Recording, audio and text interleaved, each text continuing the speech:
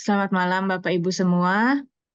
Tahun ini saya bergantian tentunya dengan Kak Sony akan mengajar. Nah, untuk saya sudah menyusun untuk kita akan belajar tentang Alkitab. Ya, misalnya bahwa kita percaya Alkitab itu, kalau kita percaya Alkitab itu firman Allah, maksudnya gimana sih?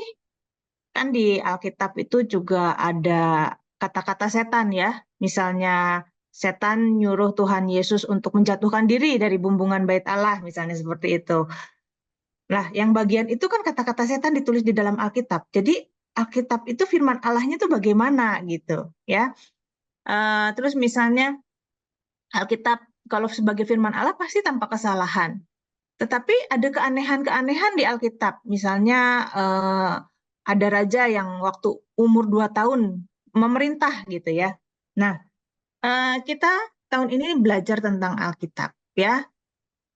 Nah, kenapa kita harus pentingnya belajar tentang Alkitab? Karena Alkitab ini adalah sumber dari iman kita. Ya, bagaimana kita belajar tentang Allah, mengenal tentang Allah tentunya lewat Alkitab. Ya. Nah, belajar tentang Allah ya di dalam istilahnya itu adalah teologi dari kata theos dan logos ya. Semua pelajaran-pelajaran di dunia ini kan biasanya pakai logi ya, misalnya biologi, ilmu tentang makhluk hidup, sosiologi, ilmu tentang sosial, psikologi, ilmu tentang jiwa gitu ya. Sekarang kita belajar dulu tentang istilah berteologi sebelum kita masuk ke dalam Alkitab ya. Teologi sebagai salah satu cabang ilmu pengetahuan. Ya, di dunia ini kan ada banyak sekali pengetahuan. Nah, di dalam ranah pendidikan gitu ya, di dalam ranah keilmuan, teologi itu dianggap salah satu ilmu pengetahuan. Nah, setiap ilmu haruslah bersifat ilmiah atau bersifat keilmuan. Jadi bisa diuji dengan metode ilmiah. Misalnya kalau kita belajar tentang ilmu alam, ya contohnya aja kita waktu SD pernah ya, semuanya pasti pernah belajar tentang ilmu alam. Bagaimana hujan itu terjadi waktu SD kita diajarin gitu kan? Terus kita melihat, oh kalau misalnya awannya banyak gitu ya di atas, terus udah gitu awannya berkumpul, tambah berat, tiba-tiba hujannya turun. Nah, ya, jadi ilmu itu dipakai untuk menjawab suatu permasalahan. Misalnya masalah, wah ini kering nih. Gimana caranya kita dapetin hujan? Kita mengamati, oh ternyata hujan itu terjadi manusia ya. Manusia itu mengamati, oh ternyata hujan itu terjadi kalau di atas itu banyak uap air menjadi awan. Kalau awannya udah tambah berat, maka jadi hujan. Diamati kan? Nah, kalau ada masalah kekeringan kurang hujan gitu ya, maka yang dilakukan adalah apa? Wah, coba awannya ini dibuat berat. Maka pergilah helikopter atau pesawat terbang, taburin awannya pakai garam supaya awannya jadi berat dan akhirnya terjadi hujan buatan. Gitu kan? Dieksperimen dulu ya, dieksperimen, wah eksperimennya berhasil. Kalau awan dikasih garam ternyata awannya jadi berat, maka airnya akan turun. Nah, dari situ disimpulkan. Nah, dirumuskanlah teori. Jadi, kalau mau hujan itu harus banyak awan, dan kalau awannya sudah berat, maka hujan bisa turun. Nah, gitu kan ya. Jadi setiap ilmu itu harus berguna untuk kehidupan, gitu kan. Ada masalah, cari jawabannya dari sekitar kita dulu. Ngamati dulu, diuji coba berhasil, kemudian dirumuskanlah teori bahwa ini untuk menjawab masalah ini teorinya begini. Begitu kan? Setiap ilmu tuh begitu. Ilmu ekonomi, ilmu kedokteran, ilmu apapun. Ya. Nah, jadi setiap ilmu haruslah berguna untuk kehidupan manusia. Haruslah menjawab kebutuhan hidup manusia. Kalau nggak berguna, buat apa? Kalau nggak ada manfaatnya, buat apa? Cuma teori-teori doang, tapi nggak bisa dipraktekin. Buat apa gitu ya? Jadi setiap ilmu apapun itu harus berguna dan harus menjawab permasalahan. Nah, demikian juga teologi. Nah, teologi itu apa? Yang pertama dari katanya dulu ya. Dari dua kata, theos dan logos. Ya, theos itu Allah, logos itu adalah bisa diterjemahkan perkataan, pemikiran, ilmu, pengetahuan, hikmat, ajaran, ataupun doktrin. Doktrin itu ya kata lain dari pengajaran. ya. Nah, masalahnya kalau ilmu-ilmu yang lain seperti biologi, ilmu kedokteran, ilmu psikologi, sosiologi, ilmu ekonomi dan sebagainya, itu objeknya kita amati. Objeknya bisa kita selidiki. Objeknya itu manusia itu bisa menempatkan diri di atas objek penyelidikan itu. Bisa kita amati semua ilmu itu. Tetapi lain dengan teologi. Kita sekarang mau cari tahu tentang Allah. Lah, ilmu-ilmu yang lainnya, entah itu misalnya ilmu tentang sakit penyakit, ilmu tentang tumbuhan, dan lain sebagainya, kita bisa mengamati. Tapi kalau tentang Tuhan, bagaimana kita bisa mengamati Tuhan? Ya, kita ciptaan. Kita mau tahu tentang Tuhan, Sang Pencipta, kan sulit. Nah, jadi perbedaannya teologi dengan ilmu-ilmu yang lain, ya, kalau ilmu-ilmu yang lain kita bisa mengamati bahwa manusia itu di atas dari objek penelitiannya. Nah, sekarang tentang Tuhan, kita nggak bisa memperlakukan seperti ilmu-ilmu yang lainnya. Ya. Jadi gimana kita bisa mengenal Tuhan? Nah, manusia bisa mengenal Tuhan hanya sejauh Tuhan itu menyatakan dirinya, memperkenalkan dirinya kepada kita. Tuhan kan pencipta kita ini cuma ciptaan. Bagaimana ciptaan itu mempelajari sang pencipta? Kan nggak mungkin, ya kan? Kita ini ciptaan mau mempelajari sang pencipta kita. Yang lain-lain mungkin bisa kita pelajari. Ciptaan-ciptaan yang lain, binatang lah, apalah, bisa kita pelajari, bisa kita amati. Tapi kita mau mengamati pencipta kita, bagaimana caranya? Kita cuma ciptaan. Bagaimana kita memahami sang pencipta kita? Otak kita terbatas. Nggak mungkin kan? Tetapi bukan berarti Tuhan tidak bisa dikenali. Tuhan bisa dikenali sejauh Tuhan itu memperkenalkan dirinya kepada kita.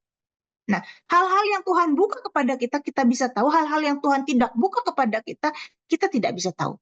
Jadi memang ada hal-hal yang Tuhan bukakan dan ada hal-hal yang Tuhan tidak bukakan. Nah, hal-hal yang Tuhan bukakan itu yang Tuhan izinkan ditulis di dalam Alkitab. Jadi kita bisa mengenal Tuhan, kita bisa berteologi, kita bisa merumuskan sesuatu tentang Tuhan. Itu dari mana? Dari Alkitab. Ya. Nah, banyak orang yang berkata gini, ya terutama orang-orang Pentakosta. Ya, saya juga lahir dari gereja Pentakosta.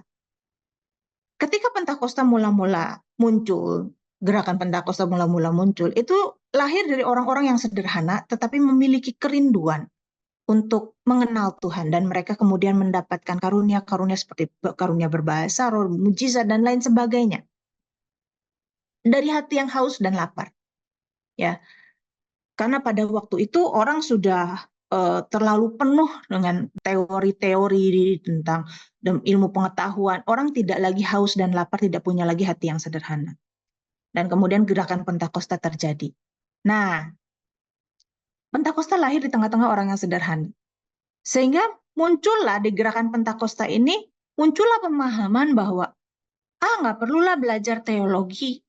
Nggak perlulah, Petrus aja cuma nelayan kok, gitu. Nah, akhirnya dengan berkembangnya gerakan Pentakosta, justru terjadilah penyimpangan-penyimpangan. Ya, kebablasan kalau istilahnya itu seperti itu. Kenapa? Karena jiwanya haus tapi pikirannya nggak diisi.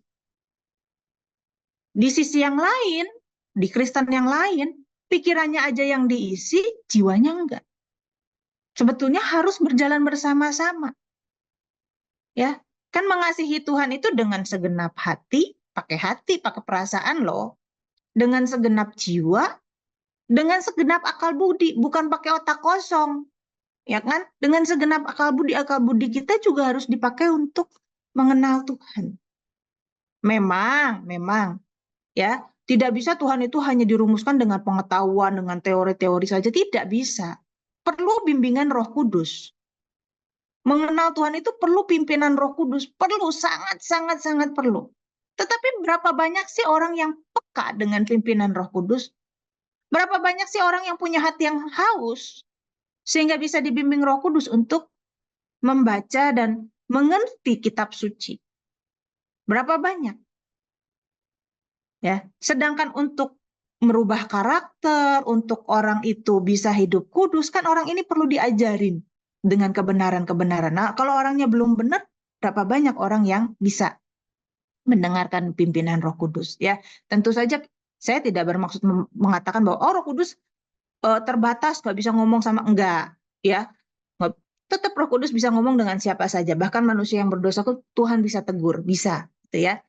Tetapi Tuhan juga memberikan pengetahuan kepada kita untuk kita bisa menggali isi Alkitab gitu ya dengan ilmu yang benar, ya.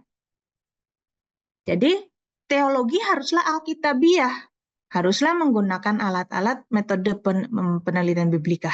Teologi haruslah sistematik, ya, bahannya diambil dari seluruh Alkitab, ya.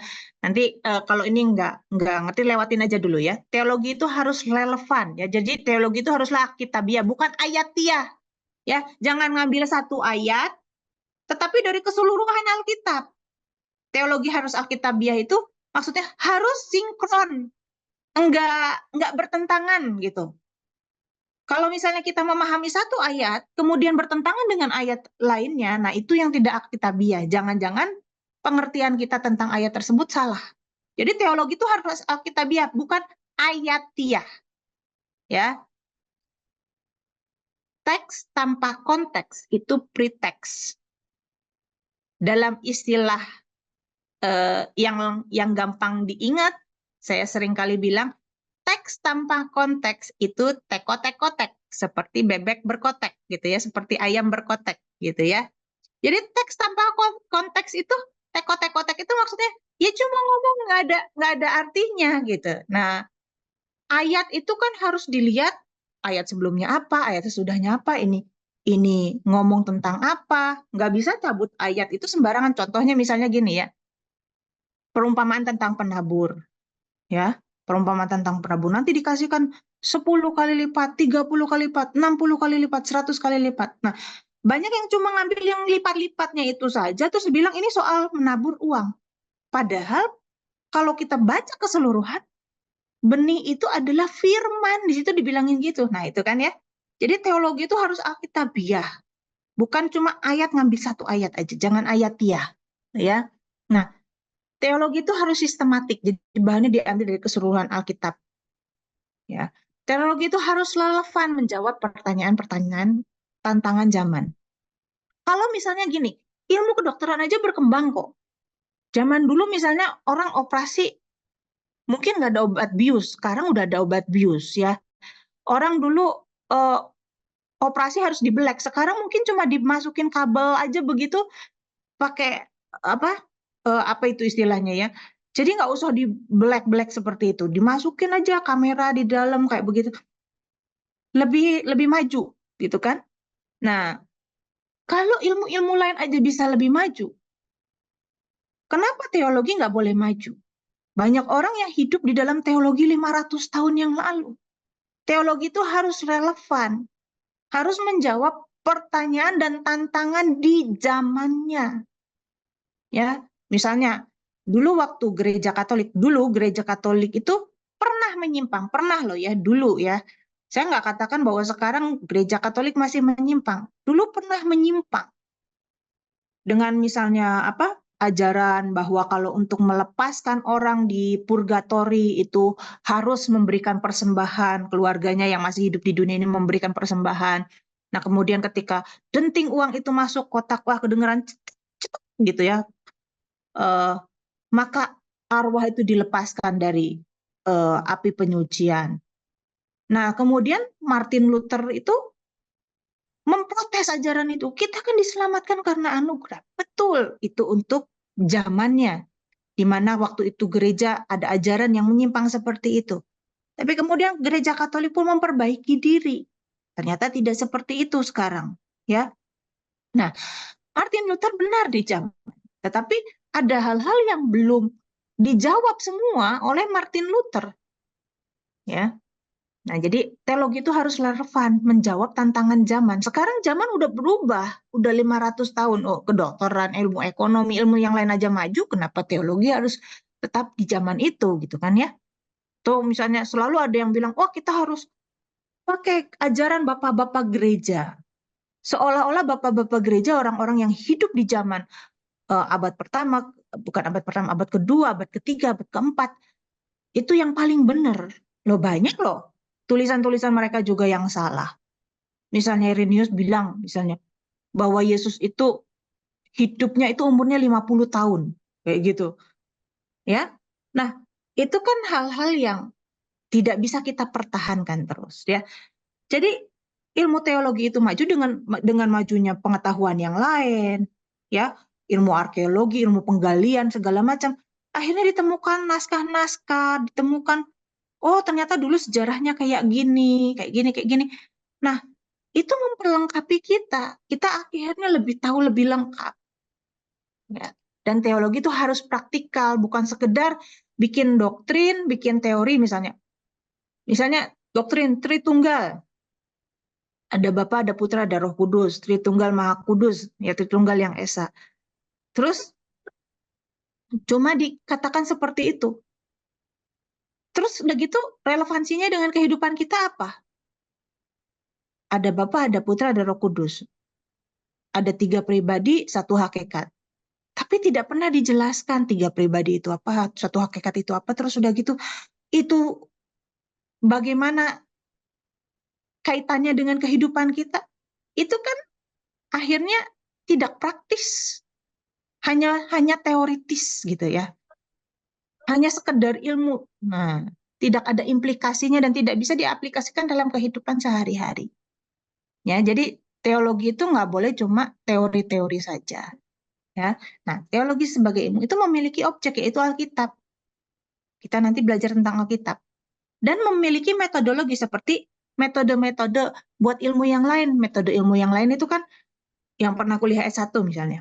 Kalau mau bikin skripsi kan ada metodologinya. Maka Sony lagi disertasi ada metodologi penelitiannya. Harus bisa diuji, harus bisa dibuktikan dan memiliki hasil gitu. Nah, demikian juga teologi. Ada metodenya yaitu hermeneutik, cara menafsir, cara membaca Alkitab. Nah, ya. Nah, sebagai suatu ilmu teologi itu memiliki rambu-rambu keilmian atau metode ilmiahnya. Tetapi sebagai di sisi lain sebagai wahyu ilahi, manusia tetap membutuhkan pimpinan Roh Kudus sebagai penuntun. Ya. Jadi dua-duanya ini harus jalan. Jangan cuma merasa dipimpin Roh Kudus, tetapi ternyata tidak mengikuti rambu-rambu keilmuannya. Misalnya bahasa aslinya, wah ternyata merasa aja dipimpin Roh Kudus. Wah ini artinya gini, tahu dari mana? Tahu dari Tuhan. Ternyata waktu dilihat bahasa aslinya salah. Ya, ada praktek-praktek yang seperti itu terjadi. Misalnya baca Alkitab, oh tentang perjanjian garam, ada perjanjian garam. Wah Tuhan suka sama garam, pikirnya begitu. Maka buatlah perjanjian garam. Apa-apa digaramin, apa-apa digaramin. Itu di dunia Pentakosta yang kebablasan, itu ada hal yang seperti itu. Punya utang nggak bisa bayar, utangnya surat utangnya dijejer-jejer di meja, pendetanya doain, ditaburin sama garam. Ngambil ayatnya di mana? Perjanjian garam. Loh kok bisa? Ya Roh Kudus menuntun saya, katanya begitu. Ya. Padahal kalau kita belajar tentang sejarah perjanjian lama, oh dulu tuh garam tuh berharga. Dan garam itu mengawetkan sesuatu. Maka kenapa mereka berjanji itu pakai garam?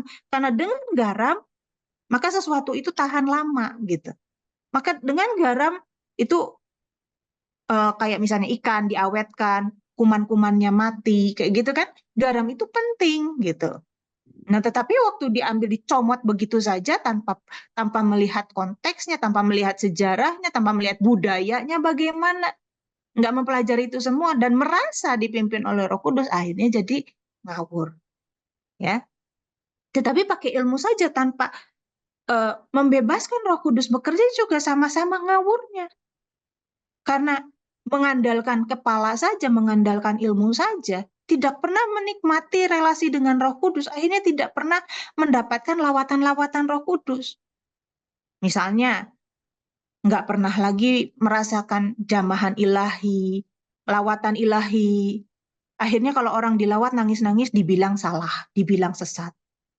Padahal kan Tuhan juga menciptakan yang namanya emosi, yang namanya jiwa itu juga Tuhan ciptakan. Perasaan itu juga Tuhan yang ciptakan kan. sukacita, ketika orang-orang menari melompat-lompat disalahin gitu ya. Orang-orang bersukacita disalahin, orang-orang menangis disalahin. Apalagi kalau berbahasa roh, wah karunia-karunia roh udah nggak ada. Di zaman para rasul aja disalahin gitu. Mujizat-mujizat udah nggak ada, cuma di zaman Alkitab aja adanya, disalah-salahin. Ya, kenapa? Karena mereka tidak pernah berhubung dengan Roh Kudus, tidak pernah membebaskan Kudus bekerja, hanya di batas keilmuan, akhirnya mereka tidak mengkotakkan Roh Kudus dan tidak pernah mengalami lawatan Roh Kudus. Gitu. Jadi dua-duanya harus berjalan bersama-sama. Ya, jangan sampai jiwanya haus, otaknya disesatkan sama sama iblis. Jiwanya haus tetapi otaknya disesatkan, atau otaknya ini tapi jiwanya yang disesat. Ya, otaknya udah benar tapi tidak punya kehausan, kering. Nah, kita semua diberikan pikiran. Dikatakan ya bahwa mengasihi Tuhan itu harus dengan akal budi. Ya. Bahkan di Roma 12 dikatakan berubahlah oleh pembaharuan budimu. Kita bisa berubah kalau pikiran kita berubah. Bagaimana pikiran kita berubah? Diisi dengan hal-hal yang bermanfaat. Diisi dengan hal-hal kebenaran. Untuk merubah pikiran gimana? Diisi pikiran kita. Untuk merubah perilaku gimana? Pikiran kita diisi dengan kebenaran. Dan Tuhan menghendaki umatnya untuk mengenal Dia dengan benar. Umatku binasa karena kurang pengenalan akan Allah. Jadi Tuhan itu ingin supaya kita itu mengenal Dia. Nah, teologi yang benar itu menuntun kepada keselamatan. Ya, jadi segala firman Allah itu ditulis untuk menyatakan, untuk membimbing orang ke dalam kebenaran, untuk menyatakan kesalahan, memperbaiki kelakuan. Jadi firman Allah ini ditulis ada tujuannya loh. Setiap tulisan yang diilhamkan Allah bermanfaat untuk menyatakan kesalahan, memperbaiki kelakuan, ya, memimpin orang kepada kebenaran. Jadi Alkitab itu ada tujuannya. Kita belajar Alkitab itu ada tujuan yang jelas. Bukan untuk berdebat dengan orang lain, dengan agama lain, bukan. Tetapi untuk kepada diri kita pribadi, memperbaiki kelakuan kita. Kenapa? Karena kelakuan kita lah yang akan dihakimi. Kita dihakimi menurut perilaku kita, menurut kelakuan kita. Jadi Alkitab ditulis untuk memimpin kita kepada kebenaran, memperbaiki kelakuan, menunjukkan kesalahan kita. Semuanya itu untuk perilaku kita, memperbaiki perilaku kita. Bukan untuk berdebat, ya, bukti-buktian, doktrin mana yang paling benar, agama mana yang paling benar, bukan untuk itu. Ketika kita belajar teologi, haruslah kita punya prinsip, jangan sok tahu, tapi punya hati yang haus ingin tahu. Ya. Dan jangan berlagak sudah tahu. Saya pernah ketemu dengan orang, waktu ke gereja sama-sama, anak-anak kita masih kecil, masih TK gitu. Pas waktu itu, suster saya nggak masuk, jadi saya temenin anak saya di sekolah minggu, terus saya ketemu sama dia. Terus saya tanya, loh dia kan susternya ada, kenapa dia ikut nunggu di sekolah minggu juga gitu. Saya tanya, loh Cik kok di sini? Saya bilang gitu. Oh ya, soalnya saya udah tahu kok, di dalam itu yang khotbah apa itu saya udah tahu kok. Nah ini kan, jadi seringkali orang itu berlagak tuh sudah tahu gitu. Nggak punya kehausan, nggak punya rasa ingin tahu. Kalau udah kayak begitu ya, udah kayak begitu, orang akhirnya bisa salah paham dengan Alkitab. Kenapa? Karena merasa udah tahu. Jadi apa yang ada di pikirannya akhirnya dimasukkan ke dalam Alkitab. Ya, oleh karena itu kita jangan membawa doktrin atau pemahaman kita sendiri. Nah ini kan ya, seluruh kitab suci yang diilhamkan Allah itu bermanfaat untuk mengajar, menyatakan kesalahan, memperbaiki kelakuan, dan untuk mendidik orang kebenaran. Jadi, kalau suatu pengajaran, suatu rumusan doktrin, haruslah ada manfaatnya untuk mengajar, menyatakan kesalahan, dan memperbaiki kelakuan. Doktrin, rumusan-rumusan doktrin, yang nggak ada hubungannya untuk mengajar, menyatakan kesalahan, memperbaiki kelakuan manusia, yang nggak ada kaitannya dengan kita untuk memperbaiki kelakuan, itu kita harus pertanyakan kebenarannya. Ya, karena Alkitab itu kan ditulis untuk itu. Dan doktrin itu kan dibangun dari Alkitab. Jadi kalau ada doktrin yang nggak ada hubungannya, nggak ada implikasinya Untuk menyatakan kesalahan, memperbaiki kelakuan, kita harus mempertanyakan doktrin itu. Ya, misalnya seperti ini ya, di dalam Yakobus 2:1 itu dikatakan, sebab perkataan itu mempunyai kekuatan untuk menyelamatkan kalian. Ya, jadi jangan seperti orang itu, seperti orang yang berkaca gitu ya. Ngelihat, ingat, oh mukanya begini-begini, tapi udah begitu lihat, begitu tinggalin kaca, lupa deh apa yang dilihat. Nah, orang yang mendengarkan firman tapi nggak melakukannya juga seperti itu. Jadi firman itu harus dilakukan. Intinya firman Tuhan tulis, Tuhan kirimkan Alkitab itu kepada kita untuk kita lakukan. Ya, Yakobus 1 ayat 25 dikatakan begini, hukum Allah sempurna dan mempunyai kekuatan untuk memerdekakan manusia, dan orang yang menyelidiki dan memperhatikan baik-baik serta melakukan hukum-hukum itu, dan bukannya mendengar saja lalu melupakan, orang itu akan diberkati Allah dalam setiap hal yang dilakukannya. Ya, jadi selalu mendengar, merenungkan, melakukan, itu prinsipnya di dalam Alkitab. Ya, seperti misalnya juga perumpamaan tentang orang yang membangun rumah di atas dasar yang kokoh dengan orang membangun rumah di atas dasar yang tidak kokoh. Orang yang membangun rumah di atas dasar yang kokoh, ketika ada badai, itu tetap rumahnya gak goyah. Nah, seperti itulah orang yang mendengar perkataan, mendengar firman, dan melakukannya. Ya, ketika ada badai melanda, kita tidak runtuh oleh badai itu. Kita tetap kokoh. Ya, sekarang ini habis pandemi ini saya melihat banyak orang-orang yang jiwanya itu ternyata rapuh. Nggak tahu ya, di Malaysia atau di Taiwan atau di New York sana ya, saya nggak tahu. Tetapi contohnya aja di kota saya, di kota Malang, beberapa kali saya dengar ada yang bunuh diri. Dari itu mahasiswa, dari itu keluarga, satu keluarga bisa bunuh diri. Kenapa? Karena jiwanya itu tergoncang dengan kehidupan yang semakin sulit sekarang ini. Nah, saatnya ini kalau kita benar-benar kokoh di dalam firman, firman yang benar tentunya ya, bukan firman juga bisa ditafsirkan dengan tidak benar. Firman yang benar kita menjadi kokoh, bertumbuh kokoh dan semakin dewasa, ya. Nah, kebanyakan orang tidak berteologi dengan benar itu hanya mendengar apa yang mereka ingin dengar. Misalnya sekarang kebutuhannya itu ini, ya. Kebutuhannya itu misalnya sakit, pengen disembuhin, maka mereka akan cari, wah mana ini gereja yang ngajarin kesembuhan. Kebutuhannya itu misalnya lagi punya banyak utang, wah mana ini, atau kerjaan lagi sulit, wah mana ini gereja yang menjanjikan berkat-berkat banyak. Jadi orang itu kecenderungannya tuh mau mendengar apa yang mereka ingin dengar dan menjadikan ayat-ayat Alkitab sebagai pembenaran, bukan landasan kebenaran untuk mengoreksi dan mengubah diri. Nah, kalau udah kayak begitu, maka Alkitab bukan lagi firman Allah jika salah ditafsirkan. Alkitab bisa jadi bukan firman Allah kalau Alkitab itu salah ditafsirkan.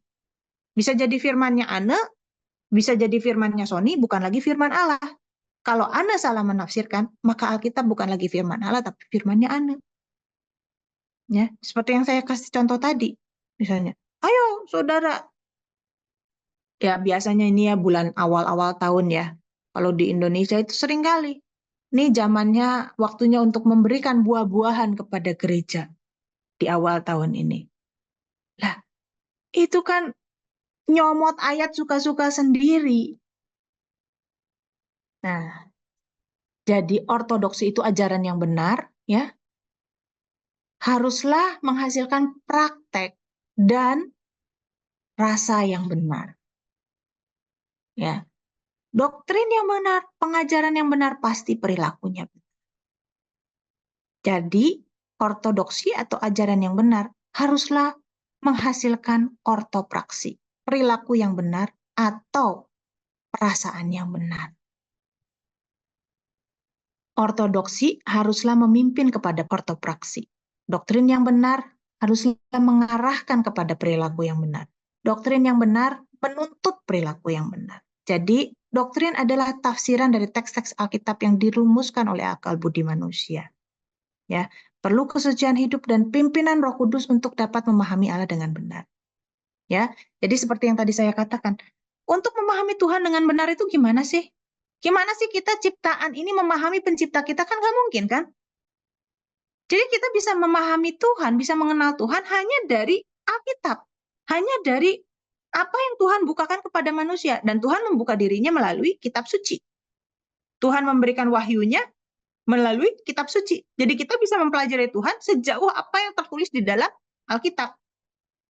Ya. Nah, Alkitab ini kan diam. Dalam tanda kutip diam. Ya kan? Harus kita tafsirkan. Oh, ada yang ngomong gini, misalnya hati Firaun dikeraskan. Apa Tuhan mengeraskan hati orang dengan semena-mena ya? Gitu kan? Teks Alkitab itu kan dalam tanda kutip diam, misalnya Tuhan mengeraskan Firaun. Terus kita bertanya kan, kenapa Tuhan mengeraskan Firaun? Apakah Tuhan semena-mena mengeraskan yang satu dan melembutkan yang lain? Akhirnya ditafsirkan. Ada yang menafsirkan, iya memang Tuhan suka-suka sendiri mengeraskan hati orang. Ada yang menafsirkan, enggak, Tuhan pasti punya alasan kenapa Tuhan mengeraskan. Nah, yang satu menafsirkan, memang Tuhan mengeraskan suka-sukanya. Yang satu bilang, enggak, pasti Tuhan ada alasannya. Itu kan yang namanya penafsiran. Ya kan? Penafsiran. Nah, jadi doktrin adalah tafsiran atau cara kita membaca teks Alkitab. Jadi doktrin sebenarnya itu adalah asumsi. Karena teks Alkitab itu dalam tanda kutip saya katakan tadi diam. Jadi doktrin itu asumsi. Nah, siapa sih kita yang mau bilang tafsiran gue yang paling benar, gereja yang lain sesat? Siapa kita yang mau bilang begitu? Kalau kita mau bilang seperti itu, tafsiran saya yang paling benar, ajaran saya yang paling benar, kita harus membuktikan bahwa kehidupan kita lebih benar daripada orang lain. Nggak bisa kita bilang, tafsiran saya yang paling benar. Kenapa? Karena dari Bapak Gereja. Tafsiran saya yang paling benar. Kenapa? Karena dari zaman Martin Luther, dan lain sebagainya. Nggak bisa. Kita hanya bisa mengatakan, apa yang saya pahami itu benar. Buktinya dari mana? Kalau kita bisa membuktikan, hidup kita lebih benar daripada orang lain. Jadi, haruslah pengajaran yang benar itu dibuktikan dengan perilaku hidup yang lebih benar. Tanpa itu kosong, tanpa itu nol. Kenapa? Karena doktrin itu cuma asumsi manusia untuk menafsirkan, untuk memahami Allah. Siapa kita? Kita bisa katakan, saya yang paling paham tentang Allah. Ya kan? Siapa kita bisa kita klaim begitu? Paling ngerti, paling benar. Kecuali kalau kita bisa menunjukkan, membuktikan bahwa perilaku kita hidup yang paling benar. Ya. Jadi kalau misalnya kita mendengar ada pengajaran yang beginilah, yang begitulah, it's okay. Jangan kita anti dengan perubahan. It's okay, jangan kita kagetan. Wah, ini berbeda, ajaran yang berbeda dari apa yang sudah diajarkan selama ratusan tahun. Sesat ini gitu ya. Jangan seperti itu. Karena ilmu-ilmu yang lain aja berkembang, kenapa teologi nggak boleh berkembang? Apalagi ini ilmu tentang Allah. Siapa yang bisa klaim bahwa dia yang paling ngerti, dia yang paling benar tentang Allah? Kalau ilmu-ilmu yang lain kan bisa dibuktikan. Saya dokter paling ahli, saya bisa nyembuhin penyakit. Banyak pasien saya yang sembuh. Dibuktikannya begitu kan? Tapi bagaimana kita membuktikan bahwa tafsiran kita yang paling benar, doktrin kita yang paling benar? Satu, hanya dari kesucian hidup. Nah, jadi betapa beratnya ketika kita belajar Alkitab. Karena Alkitab, karena pelajaran Alkitab yang benar, itu menuntut perubahan perilaku.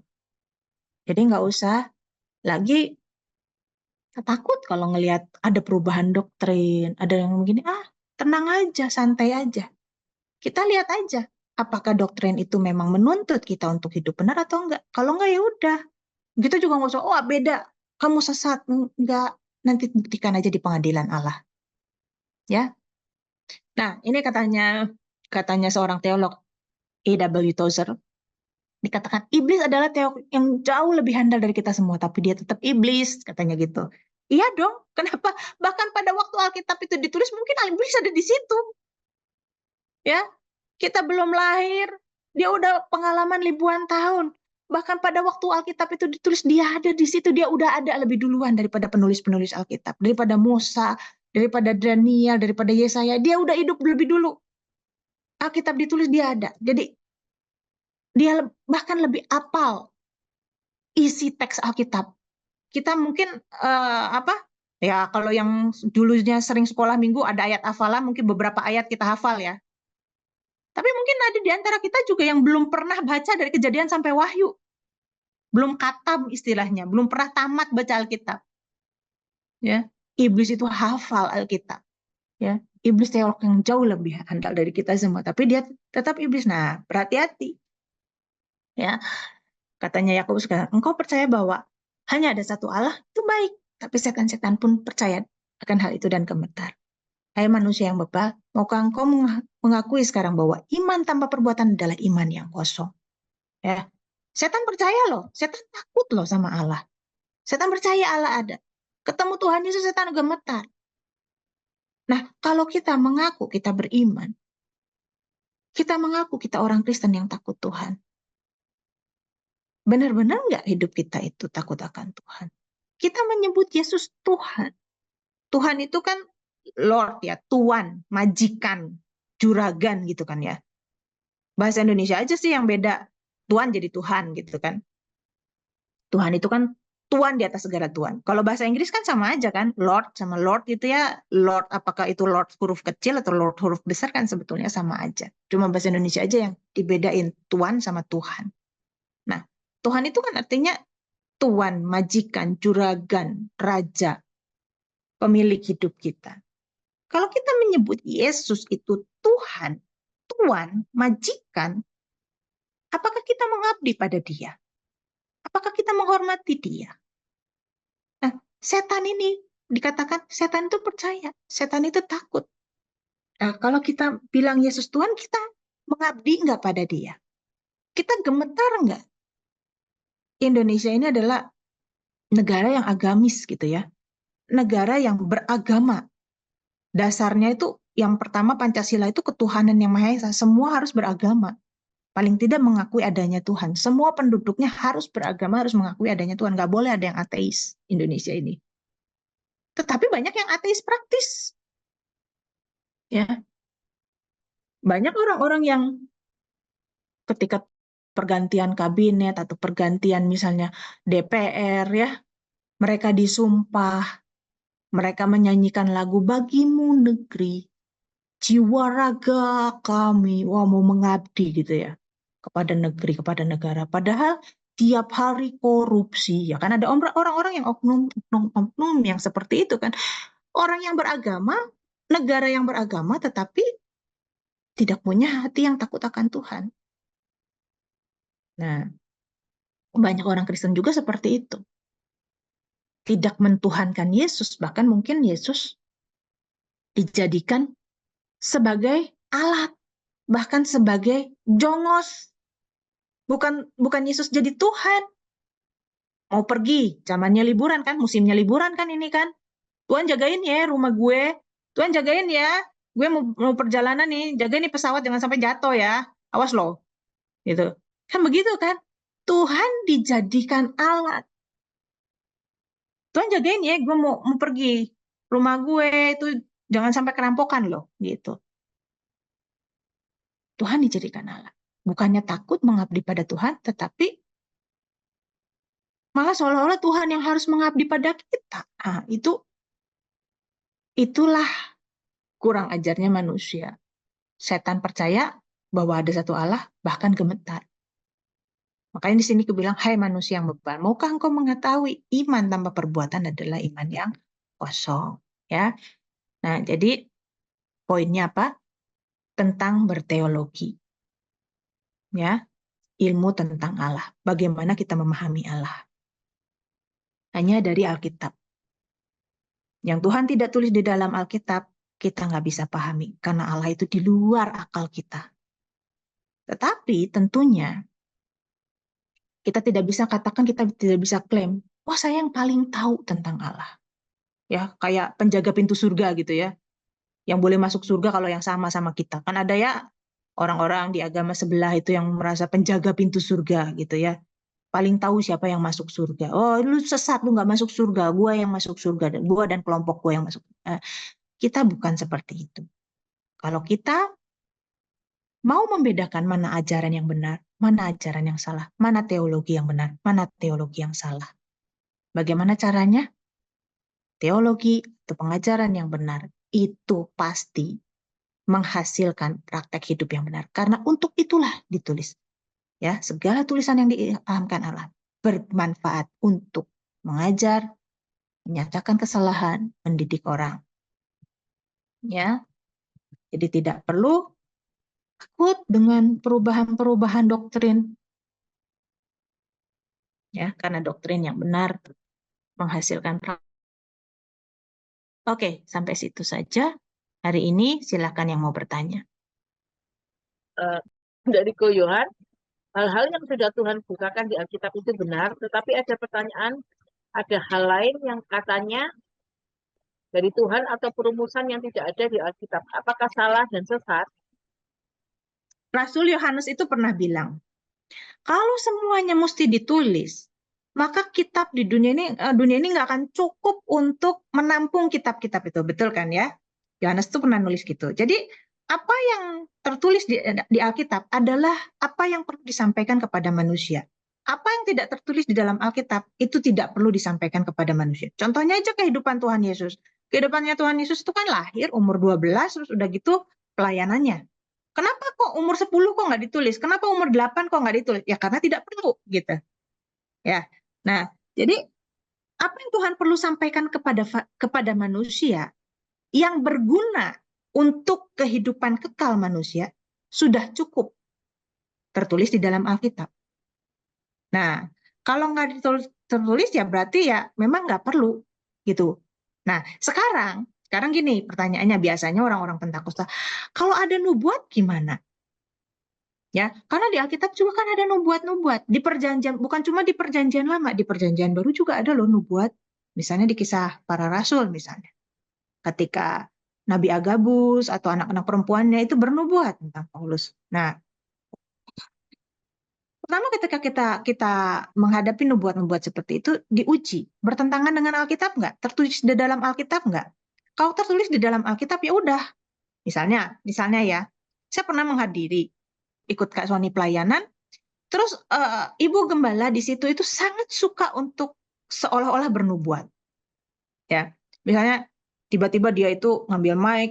Nah, kalau dia udah ngambil mic semuanya diam, terdiam gitu ya. Terus dia bilang, anak-anakku dengarlah, ketahuilah, aku menyertai kamu sampai kepada akhir zaman. Lah itu mah ada di Matius 28 gitu kan. Matius pasal yang terakhir. Ada gitu. Nggak usah lah dinubuat-nubuatin seolah-olah Tuhan saat itu berfirman. Atau misalnya lain lagi, misalnya ada di Surabaya ini kejadian beberapa tahun yang lalu, mungkin 10 tahun yang lalu ya. Si ibu gembala ini bernubuat, wah saya disuruh Tuhan untuk menceraikan suami saya dan menikah sama song leader, ya kan? Song leadernya juga sudah punya istri, disuruh menceraikan istrinya. Jadi si ibu gembala kawinlah sama si song leader itu. Nah, apakah buat itu sesuai dengan firman Tuhan? Diuji. Wah, kalau udah nggak sesuai dengan firman Tuhan, ya pasti itu bukan dari Tuhan. Kenapa? Karena Roh Kudus kan yang mengilhamkan Alkitab. Jadi kan Alkitab itu firman Allah yang diilhamkan ya, yang diinspirasikan oleh Roh Kudus. Dan nggak mungkin Roh Kudus yang sama itu pelintat-pelintut ngomongnya. Dulu ngomong A, sekarang ngomong B. Nggak mungkin kan? Jadi Roh Kudus tidak akan mengingkari Alkitab karena itu adalah perkataannya sendiri. Ya, jadi setiap nubuat itu harus diuji, bertentangan dengan Alkitab enggak? Kalau bertentangan pasti salah. Nah, terus udah gitu sudah ditulis di dalam Alkitab enggak? Kalau udah ditulis buat apa? Kayak tadi misalnya, ketahuilah aku menyertai kamu sampai aku kecuali memang itu dia lagi bawa firman. Nah, terus kan dijabarkan kan Tuhan akan menyertai kita sampai kepada akhir zaman, saudara-saudara, dijabarkan. Oh, sekarang zaman kita semakin sulit, banyak penyakit, ekonomi gini. Pokoknya, nah itu kan kita menguatkan, terus ditafsirkan orang khotbah kayak begitu. Kalau misalnya cuma doa tiba-tiba dengarkanlah anak-anakku, ketahuilah aku menyertai kamu sampai kepada, buat apa diomongin lagi? Nah, yang pertama, tertulis nggak di Alkitab? Oh, udah tertulis ngapain lagi diomongin lagi? Kedua, bertentangan nggak? Kalau bertentangan pasti itu salah, ya. Pasti bukan nubuat, tapi lu buat-buat. Nah, yang ketiga, nubuat itu bisa ada. Jadi karunia roh itu diperlukan kan memang untuk kepentingan gereja Tuhan, untuk kepentingan kerajaan Allah, bukan untuk kepentingan diri kita sendiri loh. Ya, misalnya karunia roh itu apa aja sih? Termasuk nubuat, termasuk kesembuhan, ya, termasuk menafsirkan bahasa roh, termasuk karunia untuk menginjil dan lain sebagainya. Nah, sekarang karunia roh itu diberikan untuk kepentingan jemaat, untuk kepentingan kerajaan Allah, bukan untuk kepentingan pribadi loh. Misalnya saya dikasih karunia kesembuhan, ya, saya ada jerawat, sembuh, sembuh, sembuh dalam nama Yesus. Ada bisul, sembuh, sembuh, sembuh. Ada panu, sembuh, sembuh, sembuh dalam nama Yesus. Bukan untuk kepentingan saya loh, ya kan? Tetapi untuk kepentingan kerajaan Allah, saya mendoakan orang di mana di suatu tempat yang mungkin belum mengenal Tuhan di situ, sehingga orang-orang di situ akhirnya bisa menerima ajaran Kristen. Ya, untuk kepentingan kerajaan Allah loh, bukan untuk kepentingan saya sendiri loh. Coba kita lihat orang-orang yang punya karunia kesembuhan, meninggalnya kenapa? Sakit karena mati karena sakit juga. Dia bisa berdoa nyembuhin orang karena Tuhan izinkan seperti itu, tapi dia mati karena penyakit. Nah, jadi bukan untuk kepentingan sendiri. Oke lah, katakanlah ada nubuat, ya, yang tidak tertulis di dalam Alkitab. Contohnya apa? Contohnya misalnya gini, di Kisah Para Rasul itu pernah dikatakan bahwa oh Yerusalem itu akan gempa bumi. Maka mereka mengumpulkan, akan terjadi bencana alam. Maka mereka mengumpulkan bantuan untuk dikirimkan ke Yerusalem. Nah, itu kan untuk kepentingan gereja Tuhan. Sesuatu yang urgent.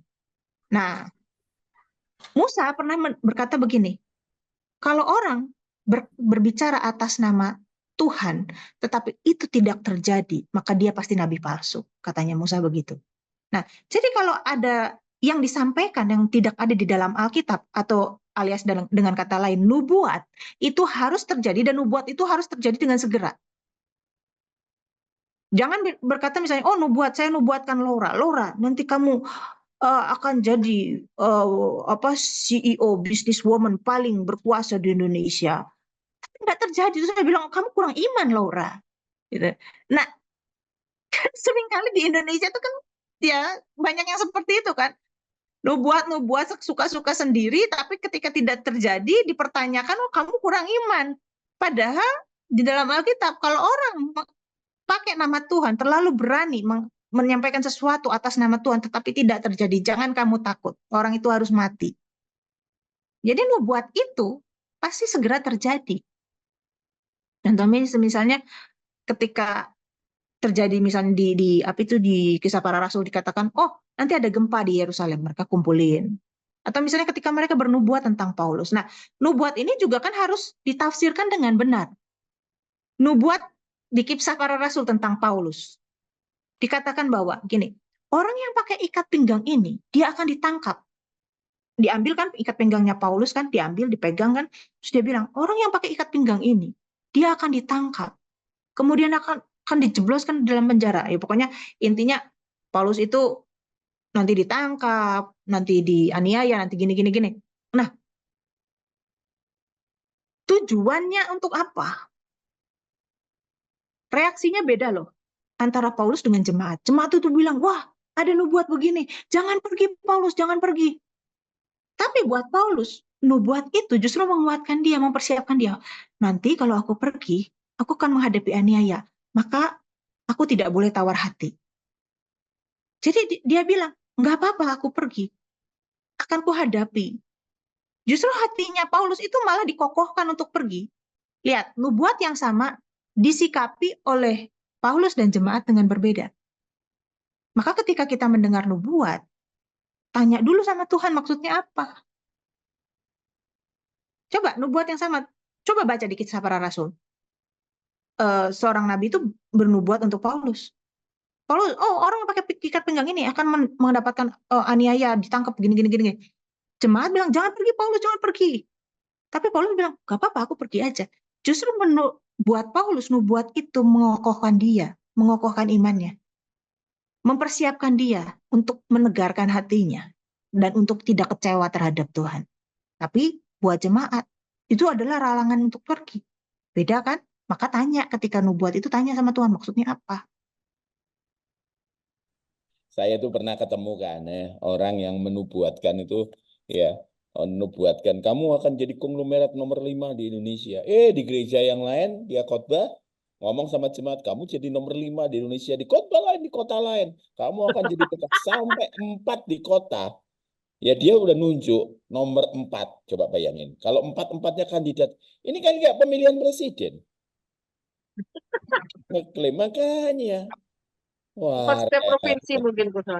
iya, terus kalau datang itu ya kayak gua Mia gitu loh. Kayak orang-orang ini aneh, sorry agak belok sedikit. Saya khotbah di hari Minggu di gereja pas perjamuan kudus tanggal 31 Desember. Saya bilang orang-orang itu waktu mau perjamuan kudus di Indonesia, teman-teman dari Taiwan, ya, di Indonesia ini orang-orang ngambil perjamuan kudus itu ngambil yang ada roti di atas dengan yang ada anggur di bawah. Yang di atas itu ada ayat Alkitab loh, yang sudah dicetak. Itu bisa milih loh. Ini kan kayak apa? Kayak Ciamsi loh. Kedatang ke Guamian dan ini Ciamsi ngambil, oh ini Tuhan bicara, Tuhan bicara, Tuhan bicara, terus kemudian dipotret, jebret gitu, dimasukkan Instagram, Tuhan bicara, dimasukkan Facebook, Tuhan bicara. Ini kan gila yang kayak gitu itu, praktek-praktek seperti itu, ya. Lebih gilanya lagi, kalau nggak cocok, itu tuker. Sambil tutup mata, dalam nama Tuhan Yesus kali ini mesti benar ngambilnya. Ini ngawur sekarang. Saya harap nggak ada ya di Bapak Ibu Saudara yang begitu ya. Yang nganggap bahwa kalau ini roti perjamuan, wah ini pasti dari Tuhan nih, bicaranya kayak gini. Padahal 66 kitab nggak pernah dibaca. Silakan Kak Ana. Ya, ini pertanyaan dari Esther. Sehubungan dengan kemelesetan pemakaian perjanjian.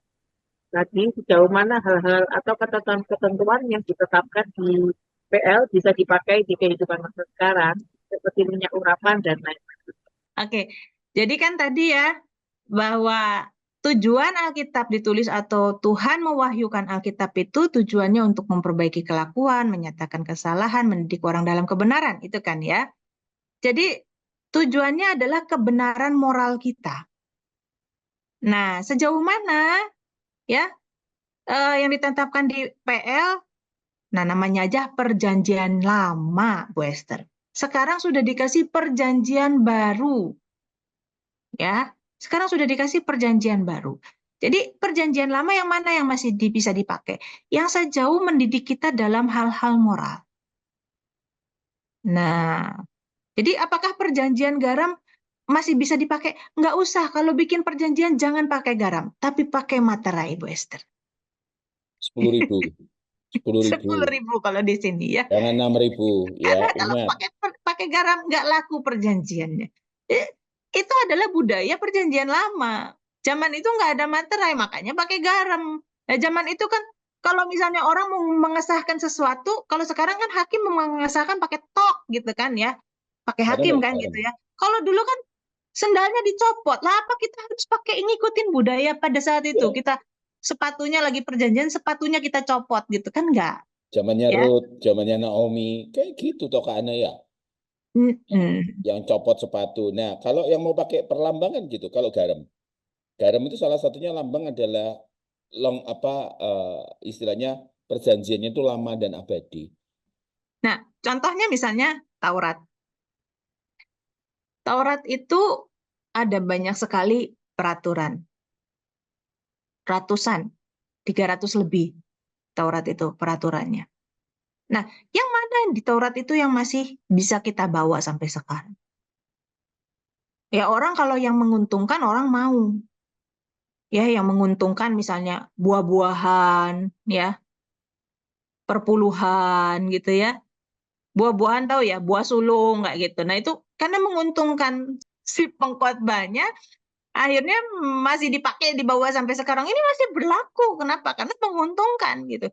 Karena dia senang makan babi, udang, kepiting, nggak apa-apa. Kan Tuhan Yesus juga bilang, sekarang makan makanan apa aja boleh. Yang menajiskan itu apa yang keluar dari mulut. Jadi pilih-pilih. Nah, mana yang masih bisa kepake? Tuhan sudah bilang, seluruh hukum Taurat dan kitab para nabi, itu kalau disarikan itu cuma 2.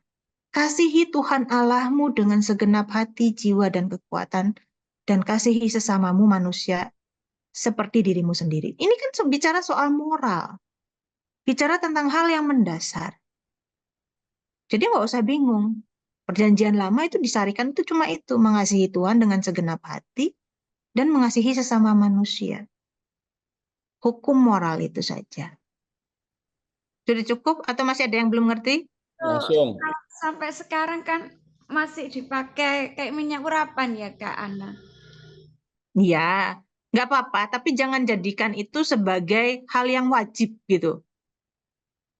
Pernah di retret Kak Soni ya, ada orang, bukan Kak Soni ini ya, ada orang mau doain orang, eh, Kak Soni lihat gitu ya, wajib Ya, pakai minyak urapan untuk ngusir. Akhirnya karena nggak ada minyak, cari minyak apa baby oil, kita doain dulu jadi minyak urapan. Nggak ada, ke dapur gitu ya. Untung nggak ngambil minyak jelantah ya. Ke dapur cari Vilma, nggak ada minyak goreng.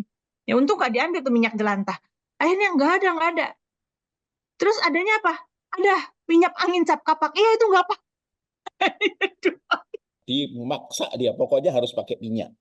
Kejadiannya itu. Setelah itu dia doakan, ini hamba Tuhan loh, ya, dia taruh minyak itu, cap kapak yang bukan yang kecil, yang besar, ya, ditaruh di tangannya. Tuhan, jadikan ini api, jadikan api, Tuhan, jadikan api. Itu kan kita harus bisa bedakan antara orang kerasukan dengan manifestasi orang yang kepahitan. Anak ini kepahitan. Jadi pada saat ditaruh di tangan, di dalam nama Yesus segala kuasa kegelapan aku usir, engkau ditaruh di muka, bek gitu, diisi lagi ditaruh di leher, diisi lagi ditaruh di dada laki ya. Terus orang itu kan hamba Tuhannya gede, duduknya di mana? Duduk di perutnya. Jadi ngomong, aduh ini setannya ini pasti teriak.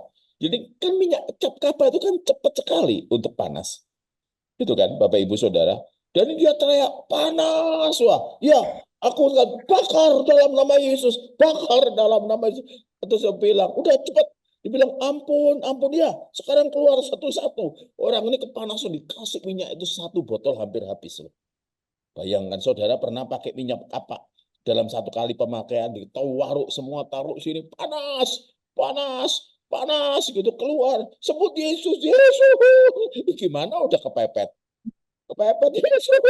Yesus ya, keluar dalam nama Yesus. Itu nyanyi, ku menang di dalam Yesus Tuhan. Saya udah bilang jangan, tapi tetap dilakukan. Bapak Ibu tahu yang terjadi, udah anak itu akhirnya dilap sama temennya kan, wah, sekalipun dilap kan nggak bisa hilang panasnya, ya. Terus kemudian apa? Saya masih ingat, cuci muka lah orang ini di kamar mandi pakai Biore. Tahu Biore ya, sabun Biore cuci muka itu. Kan tetap panas, kena dingin tetap panas. Dan orang ini saking panas yang nggak bisa buka mata. Nah, saya lagi ke kamar kecil, ke WC tempat dia cuci muka. Dan pendeta itu, yang pelayanan itu lagi kencing di samping saya. Terus orang ini ngomong gini, dia kan nggak tahu tutup mata. Nanti ya, kalau aku sudah bisa buka mata, sekarang kan masih belum bisa, tolong tunjuk ya, yang mana pendetanya. Teman saya itu bilang gini, ayo kabur kabur son. Akhirnya kabur dari pacet gitu. Padahal harusnya makan malam, kabur. Kenapa? Udah dibilang, nanti ya, lihat ya, tolong kalau mataku sudah terbuka, tunjukkanlah siapa itu. Jadi nggak wajib ya Bu Esther ya. Tuhan Yesus juga nggak kemana-mana bawa minyak kok. Pakai nama Tuhan Yesus itu yang wajib. Ya, kalau ada bisa. Kalau nggak ada nggak usah dijadikan hal yang wajib gitu. Tuhan Yesus ketika mendoakan orang itu tidak pakai satu metode kok. Misalnya, oh untuk orang buta harus meludah. Apakah setiap orang buta dia ludahin? Kan enggak. Kayak itu cuma satu orang loh yang meludah dan mengaduk tanah, itu pun ada maksudnya. Gitu. Jadi enggak semua orang metodenya sama. Kalau Tuhan Yesus kemana-mana bawa minyak ya tukang urut. Ya, kita ke pertanyaan selanjutnya dari Bu Diana. Mau tanya Bu, kalau sering dapat mimpi yang aneh tapi nggak ngerti arti mimpi itu, apakah itu juga karunia roh? Tidak selalu semua mimpi itu dari Tuhan. Ya, secara psikologis kalau kita capek atau kita kangen sama seseorang, kita kan bisa ngimpi tentang seseorang. Ya, misalnya mama saya udah nggak ada. Apa misalnya kalau saya susah, waduh kalau dulu ada mama, misalnya mikirnya ya, kalau orang lagi susah kan mikirnya suka gitu. Aku bisa telepon mama ya, bisa curhat ya, kayak gitu. Kalau itu terus saya tidur, bisa jadi saya mimpi mama. Terus kita, wah ada apa nih? Mimpi orang mati. Kita kita tafsirkan gitu ya. Orang Jawa tuh bilang diramesi katanya gitu ya. Nah, nggak selalu semua mimpi itu dari Tuhan. Bisa efek psikologis. Kalau misalnya kita lagi stres, kita bisa mimpi buruk. Nah, kalau mimpi yang dari Tuhan gimana? Pasti menggetarkan. Nah, kadang-kala kita mimpi itu tidak semua mimpi loh kita ingat. Bisa juga loh bangun terus tidur, mimpinya bisa berlanjut. Ada juga kan yang kayak begitu. Saya pernah kayak begitu. Jadi ngimpi bangun terus udah gitu tidur lagi, mimpinya berlanjut kayak film berseri gitu. Tidak semua mimpi dari Tuhan, kebanyakan efek psikologis. Apalagi kalau misalnya kita capek, kadang-kadang kita ngimpi hal yang serem, atau kita kangen seseorang, kita bisa memimpikan dia gitu ya. Nah, bagaimana dengan mimpi yang dari Tuhan? Itu sangat menggetarkan jiwa. Ada membekas gitu. Dan untuk itu, kalau memang itu kita mendapat mimpi dari Tuhan, bertanyalah ya, karena Tuhan yang kasih. Kalau kita nggak ngerti, bertanyalah, bukan cari di primbon di mana, oh ini tafsir mimpi, jangan. Ya, tanyalah sama Tuhan, ini maksudnya apa? Gitu. Kalau Tuhan yang kasih, pasti Tuhan yang akan jelaskan. Itu maksudnya apa? Pasti gitu. Nggak mungkin Tuhan itu ngomong pakai teka-teki supaya kita nggak ngerti gitu. Tebak-tebak sendiri, ayo tebak. Kalau benar dapat dia, kalau salah ini. Nggak suka main tebak-tebakan Tuhan. Jadi kalau Tuhan kasih mimpi, pasti untuk supaya kita ngerti pesannya kan. Nah, sama kalau Tuhan kasih kita Alkitab juga supaya kita ngerti kan apa yang ditulis di Alkitab. Ada orang yang bilang, wah kitab Wahyu itu memang tidak bisa kita mengerti. Lah kalau tidak bisa mengerti, ngapain Tuhan masukkan itu ke dalam kanon? Memang dianya yang nggak ngerti aja kitab Wahyu gitu. Terus dia bilang kitab Wahyu tidak bisa dimengerti. Enggak, semua yang ditulis di Alkitab itu pasti bisa dimengerti karena itu kan pesan buat kita, ditulis buat kita, ya. Nah, begitu juga kalau Tuhan misalnya tadi menyampaikan nubuat atau mimpi, pasti supaya kita ngerti pesannya apa. Kalau kita masih belum ngerti, tanya sama Tuhan, ya. Dan mimpi yang dari Tuhan itu pasti ada getarnya gitu. Kayak kalau kita masuk hadirat Tuhan tuh kan ada getarnya, rasanya tuh takut, gentar, tapi bukan ketakutan yang horor gitu ya, takut yang hormat, yang gentar itu masih kerasa sampai bangun gitu. Nah, seperti itu ya. Nggak ada komen, saya lanjutkan pertanyaan lain ya. Pak Timur kayaknya. Pak Timur angkat tangan. Silakan Pak Timur. Silakan Pak Timur. Saya ini malam hari ini itu pengen mudoroso ya. Mudoroso itu menyampaikan unek-unek saya. Saya ini kemarin kan ikut membagi atau share materinya Nain malam hari ini. Waduh, ternyata saya juga diteror ya. Saya ditulisi teologi itu tidak penting, yang penting bertumbuh. Dan maaf, bahkan dia mengijak berdebat saya. Tapi puji nama Tuhan, malam hari ini kita kan ada pencerahan, tidak perlu berdebat. Tetapi saya punya keinginan untuk menjelaskan. Artinya tuh begini, di lingkungan kami, orang belajar teologi itu dianggap memiliki sisi negatif yang kurang tepat. Jadi, belajarlah dari Alkitab saja, tanpa ada sumber lain yang mendampingi untuk belajar ini. Sehingga ada, menurut saya ada cara belajarnya yang dikebiri lah istilahnya. Orang-orang seperti saya yang kadang-kadang punya pikiran agak beda begitu, itu tidak bisa diterima. Itu resiko orang-orang yang belajar teologi yang memiliki sumber lain yang di luar gereja. Intinya begini, saya ini mengalami kesulitan, terlebih saya ini kan suka baca, suka belajar, ikut Nain dan lain sebagainya, tetapi ternyata di luar sana itu banyak orang yang apatis dengan kita. Bagaimana menyikapi itu? Mungkin nanti Kak Sony tambahkan ya Pak ya. Kalau saya sih menyimpulkan Pak, kenapa sih orang Pentakosta itu banyak yang anti teologi? Ya karena dari sejarahnya ya Pak ya. Jadi ketika sejarah kekristenan berkembang, kan Pak Timur kan banyak belajar juga, pasti sudah ngerti tentang sejarah gereja. Di zaman pencerahan itu kan orang-orang sangat belajar gitu kan. tetapi mereka lupa untuk berkoneksi dengan Tuhan sehingga tidak ada sentuhan dari Roh Kudus. Bukan berarti Roh Kudus berhenti bekerja, enggak. Nah, dan itu yang dicari oleh orang-orang yang akhirnya namanya Gerakan Pentakosta, yang dimulai oleh Parham itu kan ya di Topeka, Kansas. Nah, Parham ini baca Alkitab kok ada yang kurang gitu, sesuatu gitu. Kita tuh kurang sesuatu. Nah, dia baca tentang karunia Roh Kudus berbahasa roh gitu. Nah, dia dengan murid-muridnya minta, dan terjadilah malam itu mereka mendapatkan karunia Roh Kudus gitu. Nah, dari situlah Gerakan Pentakosta berasal tahun 1901. Jadi orang-orang Pentakosta adalah orang-orang yang sederhana. Dan memang ketika Gerakan Pentakosta terjadi, itu betul-betul Tuhan itu kayak gelontorin karunia-Nya itu betul-betul ya. Nah, tetapi kemudian dalam perkembangannya, kalau hanya mengandalkan perasaan, hanya mengandalkan mujizat, tetapi tidak merubah perilaku, untuk apa? Nah, misalnya kita minta kesembuhan, kita disembuhkan Tuhan. Tapi kalau pola hidup kita tidak berubah, kita bisa sakit lagi kan? Dan kita akhirnya mati juga gitu. Kalau misalnya usaha kita kesulitan keuangan, atau ada orang yang tiba-tiba terikat oleh hutang yang banyak, Tuhan bisa bikin mujizat, sangat gampang buat Tuhan bikin mujizat. Tapi kalau setelah mujizat itu terjadi, perilakunya tidak berubah, terus dia menggampangkan, akhirnya, ngutang lagi deh, kemarin saya utang Tuhan lunasin dengan mujizat.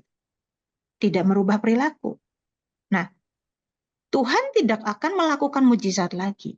Tuhan Yesus juga kan ketika melakukan mujizat-mujizat kan begitu. Misalnya ketika di kolam yang airnya suka bergoncang itu banyak orang yang ngantri loh di situ untuk nungguin kolam itu bergoncang. Tapi yang disembuhkan Tuhan cuma satu. Itu yang ngantri di situ di sekitar kolam itu pasti banyak. Tapi yang disembuhkan Tuhan cuma satu orang saja. Tidak semua Tuhan sembuhkan. Nah, kembali lagi ke sini, harus jalan dua-duanya. Antara kita di dalam pimpinan Roh Kudus, dan juga kita harus belajar. Oke lah, misalnya dikatakan gini, kita belajar dari Alkitab aja kok, nggak perlu kita ilmu-ilmu. Oke, kalau kita hidup di abad pertama, hidup di zaman para rasul. Nah, kita ini berbeda 2000 tahun dengan Alkitab. Alkitab itu bukan ditulis buat kita. Alkitab itu ditulis untuk gereja di zaman itu. Gereja di Korintus lah, gereja di Roma lah, gereja di Galatia lah. Alkitab itu ditulis untuk orang-orang yang hidup di zamannya, bukan untuk kita. Tetapi ada pesan yang bisa kita ambil sekarang. Pesan moralnya itu apa? Pesan kebenarannya itu apa? Nah, itu yang bisa kita ambil sekarang. Nah, untuk mengambil pesan itu kita harus paham dulu kan budayanya, kita harus paham dulu kan bahasanya, setidaknya lah, gitu. Atau misalnya kita nggak paham bahasa asli, kita bandingkan beberapa terjemahan. Mereka yang ngerti bahasa asli menerjemahkan kan di bahasa Inggris juga ada berbagai terjemahannya. Kita bandingkan gitu. Kalau kita nggak belajar bahasa asli Alkitab atau budayanya, sehingga kita semakin mengerti. Tadi misalnya contoh, kenapa sih perjanjian garam? Ya karena waktu dulu orang bikin perjanjian pakai garam. Lah kalau kita nggak ngerti dari sejarahnya, dari budayanya seperti itu, akhirnya kita mau cuma comot-comot aja begitu aja. Dan kita praktekkan. Dan itulah yang terjadi di dunia Pentakosta sekarang. Ini di Indonesia yang tidak mau belajar tentang budaya, tentang sejarah, tentang konteks Alkitab, dan lain sebagainya. Tidak mau menggali lebih lanjut. Akhirnya kebablasan gitu. Hanya membaca teks secara harafiah. Nah, itulah kesalahan orang Pentakosta, selalu mengharafiahkan semua yang ada di Alkitab. Semuanya dibaca secara harafiah. Nah, contohnya lagi di Alkitab itu ada dikatakan, biarlah orang mati menguburkan orang mati. Kalau mereka tidak mengerti, kalau kita tidak mengerti tentang budaya, kita nggak bisa ngerti loh, ini Tuhan Yesus masuknya apa sih? Apakah zombie menguburkan mayat? Kan orang mati menguburkan orang mati kan? Berarti zombie menguburkan mayat gitu kan? Nah, kita kan mesti ngerti budayanya, bahwa pada zaman itu ada budaya. Kalau udah 1 tahun, mereka keluarin itu. Mereka keluarin dari kubur. Dan kemudian mereka melakukan upacara. Lalu dikuburin lagi. Nah, seperti itu. Nah, kalau kita nggak ngerti budaya, kita mau ngambil pesannya apa? Contohnya misalnya, Tuhan meludah, ketika Tuhan meludah, apa itu? Untuk nyembuhin orang buta tadi ya, yang tadi saya ambil contoh ya. Meludah di tanah, terus ngaduk, terus udah gitu ditempelin. Nah, kenapa Yesus melakukan itu? Karena pada saat itu orang sangat terbelenggu dengan hukum Taurat. Jadi hukum Taurat itu bukan untuk membebaskan, sebetulnya hukum Taurat itu Tuhan berikan untuk membebaskan anugerah. Contoh misalnya Sabat. Mereka dulu jadi budak di Mesir. Jadi budak nggak ada istirahatnya loh. Nggak ada hari Minggu libur, jalan-jalan sama keluarga, nggak ada. Budak terus kerja, kerja, kerja, kerja. Nah, ketika mereka sampai ke tanah Kanaan, Tuhan kasih Taurat. Hari Sabat kamu tidak boleh bekerja. Kamu, hewanmu, pembantumu, budak-budakmu nggak boleh bekerja semuanya. Jadi Tuhan Yesus bilang, hari Sabat diadakan untuk manusia, bukan manusia untuk hari Sabat. Kalau manusia untuk hari Sabat, kalau manusia untuk hukum Taurat, maka manusia terbelenggu dengan hukum itu. Ini nggak boleh, itu nggak boleh. Oh, nggak boleh kerja. Kerja itu ngapain? Oh, dulu di Mesir kita bikin bata. Bata itu terdiri dari apa? Oh, terdiri dari dicampur dari tanah dengan air. Maka kalau hari Sabat tidak boleh campur tanah dengan air. Tuhan Yesus sengaja campur tanah dengan air. Cuh. Nah itu, terus dia buat. Terus Tuhan Yesus bilang, manusia untuk hari Sabat atau untuk hari Sabat untuk manusia? Nah, sengaja kan Tuhan Yesus buat begitu. Kenapa? Karena di dalam budaya Yahudi itu, di dalam hukum Yahudi itu ada yang namanya pikwah nepes. Utamakanlah hidup. Misalnya hukum ini sama hukum ini bertentangan. Contoh misalnya ya, hari Sabat nggak boleh kerja. Jadi termasuk dokter segala macam nggak boleh kerja, harus libur.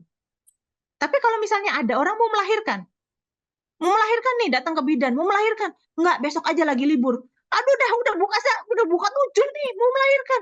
Nggak, besok aja libur, ini lagi hari Sabat. Nah, ada yang namanya pikwah nepes. Utamakan hidup. Jadi boleh buka praktek, boleh. Asal yang paling penting, yang menyelamatkan hidup. Makanya Tuhan Yesus diprotes. Buta, kan bisa besok kalau buta. Bukan mau melahirkan kan? Besok aja gitu. Nah, Tuhan Yesus bilang, kamu nggak ngerti nafasnya Taurat. Taurat itu sebetulnya membebaskan, bukan menghukum, bukan mengikat. Nah, kalau kita nggak ngerti contoh-contoh ini ya Pak ya, saya kasih contoh beberapa contoh. Kalau kita nggak ngerti contoh-contoh ini, gimana kita bisa mengerti, memahami? Akhirnya orang bilang, hukum Taurat sudah dihapuskan. Nggak usah ngikutin hukum Taurat dihapuskan. Yang dihapuskan yang mana? Menghormati orang tua, jangan membunuh, jangan berzina, jangan mencuri, hormatilah orang tuamu. Apakah itu dihapuskan? Kan enggak. Gitu. Karena memang Tuhan Yesus juga bilang tidak menghapuskan hukum Taurat. Tapi menyarikan itu, sarinya itu apa? Hormati Tuhan Allahmu, kasihi Tuhan Allahmu dengan segenap hati, jiwa, dan akal budi, dan kasihi sama manusia seperti dirimu sendiri. Sarikan, hukum moralnya itulah yang penting gitu. Hukum moralnya itulah yang penting. Sama seperti Tuhan Yesus menyembuhkan orang buta. Kamu kalau ada kerbaumu loh masuk ke sumur, biarpun hari Sabat, kamu ambil kan, kamu tolongin kan? Orang ini jauh lebih berharga daripada kerbau gitu. Tuhan Yesus bilang gitu. Ya, nah, ya itu. Jadi belajar dari Alkitab saja nggak salah. Kalau kita hidup di abad pertama, kita ngerti budayanya, kita ngerti bahasanya, kita nggak akan salah memahami Alkitab. Tapi karena kita berbeda 2000 tahun dari Alkitab, maka kita ada hal-hal yang harus kita pelajari. Karena ada hal-hal yang kita mengerti. Kita sama zamannya Siti Nurbaya aja kita berbeda kok. Kita baca novel Siti Nurbaya aneh ya. Ngapain sih kok mau-maunya dijodohin sama orang tua lagi? Ngapain sih gitu? Kita kan kalau baca novel-novel di zaman itu kan kita ketawa kan. Ngapain sih kayak Ibu Kartini? Kenapa kok perempuan nggak boleh sekolah? Kita bertanya-tanya karena kita berbeda 100 tahun dari Ibu Kartini. Sekarang perempuan bebas bersekolah. Nah, di Alkitab juga ada hal-hal yang seperti itu. Perempuan dilarang bicara. Wah, kalau gitu saya harus mute ini, nggak boleh bicara lagi. Perempuan harus kenakan tudung. Perempuan harus gini. Nah, kalau kita nggak ngerti budayanya, kita nggak ngerti konteksnya, akhirnya kita akan salah memahami Alkitab. Contoh-contoh hal yang seperti itu di Alkitab kan ada ya Pak ya. Perempuan tidak boleh mengajar, diam saja. Ya. Saya udah banyak ngomongin, kebanyakan ngomongin, diprotes sama orang yang ya yang nggak ngerti Alkitab pasti diprotes itu perempuan ngomong aja tuh, nggak boleh tuh perempuan ngomong di Alkitab. Nah, contoh-contohnya seperti itu, Pak. Dan kita perlu untuk mempelajari, ya. Nah, silakan Kak Sony, gimana kata Pak Timur tadi untuk menyikapinya? Teman-teman, jadi gini, teman-teman Pentakosta sama karismatik itu, saya juga kan berasal dari Pentakosta, dan saya sendiri sampai hari ini ngaku bahwa saya karismatik. Ada namanya sumber kebenaran yang dilestarikan. Jadi kalau mereka sudah belajar pada satu pola, misalnya pernah belajar satu pola, yaitu sampai seumur hidup dan matinya seperti itu. Nah, pertanyaannya kita tidak perlu teologi, makanya saya katakan tololgia. Kan seringkali dituduhkan seperti itu. Mereka saja itu sudah berteologi. Mereka sudah berteologi. Hanya sekali lagi sempit sekali. Saya sempat ngomong sama sahabat saya. Saya katakan sekarang ini sudah tidak zaman lagi revival. Yang luar biasa. Nah, menunggulah revival. Kenapa? Sekali tobat 3.000 orang. Sekali tobat 1.000 orang. Ya, sekarang ini berbeda. Bayangkan ya, bayangkan. Pada saat pandemi ya selesai, pandemi jadi endemi. Itu yang kembali ke gereja itu hanya 81%. Itu tahun 2022 bilangan riset. Tahun 2023 justru aneh ketika dibebaskan yang kembali hanya 70%. Karena tidak mau belajar lebih dalam lagi untuk menjangkau, untuk membuat orang bertumbuh. Saya kaget Bapak Ibu Saudara, ketika saya belajar mengenai gereja ketika Yesus ngomong eklesia, ya jauh sebelum ada kata gereja, ada kata sinagog. Sinagog itu rumah belajar. Gereja itu kelanjutan dari itu, rumah belajar. Gitu loh. Supaya apa? Semuanya jadi dewasa, ngalami pertumbuhan iman. Nah, pertumbuhan iman yang disampaikan oleh temannya Pak Timur dari mana caranya? Nah, ini loh, orang nggak belajar firman Tuhan, makanya nggak bertumbuh, hanya berhenti di situ. Saya dulu punya pembantu rumah tangga, ya dari satu pulau. Menurut dia, gunung tertinggi di dunia, itu hanya gunung apa? Gunung yang ada di Manado. Nggak peduli menurut fakta. Kenapa? Karena dia dicekoi sejak kecil bahwa gunung yang di Manado, Gunung Kelabat namanya, ya itu adalah gunung tertinggi di dunia. Lah kan ketawa. Karena ada banyak seperti itu. Nah, karena tidak bergerak, teologinya tidak maju, mandek di situ. Makanya mereka cepat sekali, ya mengata-ngatai orang, katakan kita tidak perlu. Kita tidak perlu belajar, kita cukup. Itu yang mengalami dekadensi. Makanya bagaimana bersikap? Diam aja Pak. Tunjukin lawan dengan kekudusan. Lawan dengan contoh hidup gitu loh.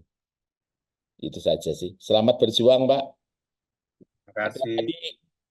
Dilanjut di pertanyaan yang dari Reski Ananda. Saya pernah diajar bahwa perumpamaan yang disampaikan Yesus itu tafsirannya cuma mengenai satu hal. Gimana pendapat tersebut? Ya, memang betul. Jadi untuk perumpamaan itu biasanya hanya punya satu maksud saja. Jadi nggak bisa dialegorikan. Ini dipecah-pecahin, enggak. Contoh misalnya ya, perumpamaan tentang bendahara yang tidak jujur. Itu maksudnya satu. Di akhir cerita itu ada itu maksudnya. Jadi nggak bisa dikatakan bahwa kita boleh nih nggak jujur dikit-dikit gitu. Karena ada perumpamaan tentang bendahara yang nggak jujur. Enggak, maksudnya cuma satu. Kalau bendahara yang nggak jujur itu bisa mempersiapkan diri untuk menghadapi masa depannya. Nah, apalagi kita itu harus mempersiapkan diri untuk kekekalan kita yang nanti kita hadapi di depan. Nah, orang-orang dunia ini aja, di akhir pesannya kan Tuhan Yesus bilang itu, orang-orang dunia ini aja bisa cerdik loh untuk mempersiapkan masa depan. Masa kamu nggak bisa gitu? Jadi bukan ngajarin untuk tidak jujur. Jadi memang perumpamaan itu biasanya hanya ada satu pesan. Oke, sudah habis ya pertanyaannya, Laura? Baik, kalau sudah tidak ada kita tutup ya.